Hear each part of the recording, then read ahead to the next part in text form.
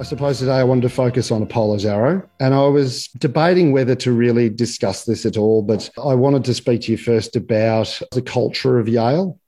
I know that you've been prominent in the free speech debates both at Harvard and Yale, and you were involved in a fairly notorious incident a few years ago in relation to your wife sending an email in relation to Halloween costumes.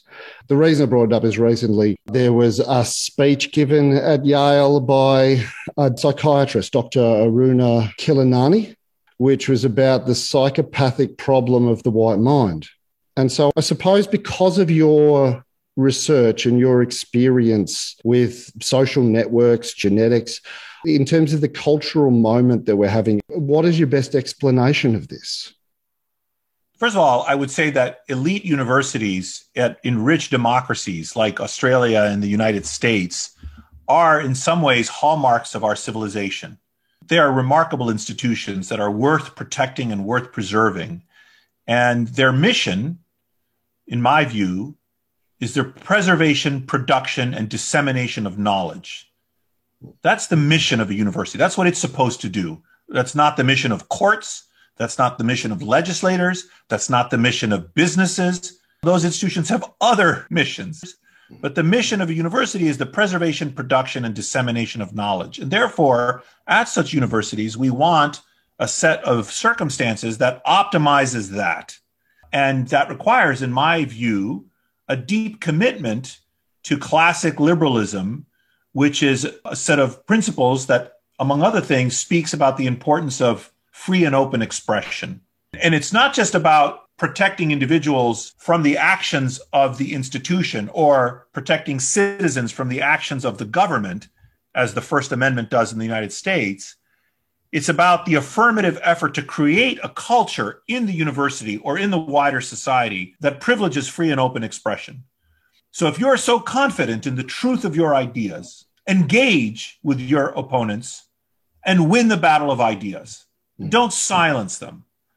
And this, of course, goes back to the classic J.S. Mills statement, he who knows only his only side of the case knows little of it. How can you actually be confident in your beliefs if you do not engage with people who oppose your beliefs? In fact, they are providing you a service. This is why, for example, in the martial arts, you bow to your opponents before you spar.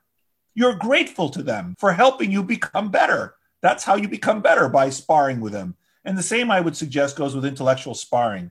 So the fundamental commitment, in my view, at any academic institution, and in fact, my belief is that this commitment is also wise and helpful for our broader society, is to free and open expression. Incidentally, the production of knowledge in societies in general, and it has been shown in universities that do basic research for generations, like the fact that we have mRNA vaccines that are available to us right now, has depended on 30 years of basic research that came before it, often with no obvious purpose, right?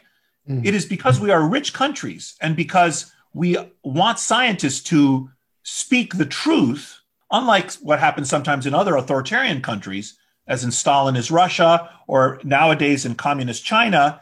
Oftentimes, scientists, they will be shut up, right? Their speech about what they're seeing or discovering is quashed.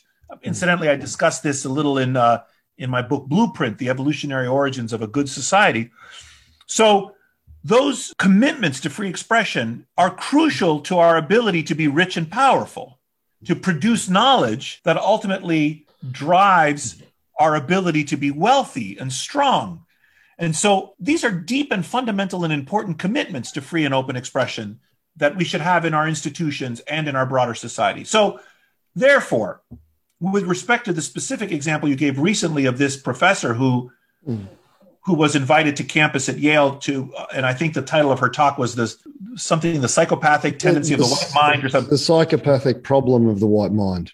Yes, I would not have invited her to come to give a talk. I would regard that title and the description of the talk as ideological, but I would not prohibit anyone else on campus from inviting such a person, nor if such a person is invited, would I oppose her speaking. I would not say she should be disinvited. However, I would push back powerfully at her ideas, which I reject as racist and as incoherent. Actually, if you look at some of her arguments, they were incoherent. And I would ask, why would an institution that's ostensibly committed, whose fundamental mission is the preservation, production, and dissemination of knowledge, why is this institution devoting so much effort to an ideological project such as instantiated by this person?